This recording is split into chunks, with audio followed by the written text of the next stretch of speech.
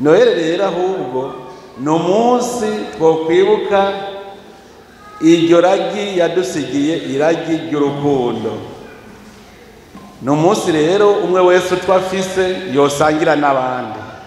si umunsi mukuru wo kurya no kunywa, ni umunsi mukuru wo gusangira. umwe wese utwafise akadusangira n'abandi, tukibuka urwo rukundo Yezu yadukunze.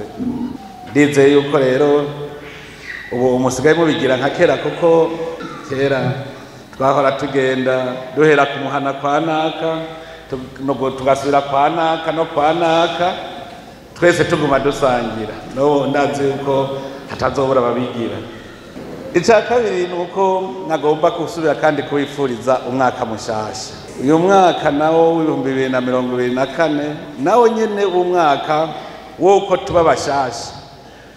muri iki gihe turiko turasozera umwaka w'ibihumbi 2023, tugume tuwurabamwo ivyo twahunguke n'ivyo twahahombeye. cyane cyane ndipfuriza abarundi yuko umwaka uza utaba umwaka w'imyidodombo. iyo umuntu yidodomba aba ari umunyabicumuro, kuko aba yibagiye ko Imana ibaho, kuko Imana ikubwira iti ndi kumwe nawe. rero ntiho kirazira kwidodomba, kuko Imana yakuremye ugira ubuzima. twiyumvire rero ivyo bintu vya bituma twidodomba uno munsi, kugira ngo tuze tubikure mu nzira mu mwaka uza.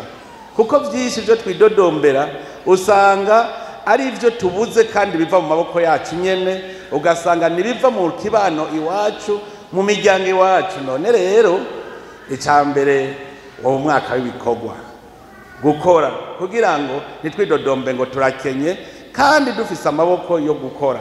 umwaka uza ubu mwaka wo kumva yuko iyo myidodombo yo kuvuga ngo ndashonje, kuvuga ngo ndakenye iki, kandi dushobora gukora tukaronka.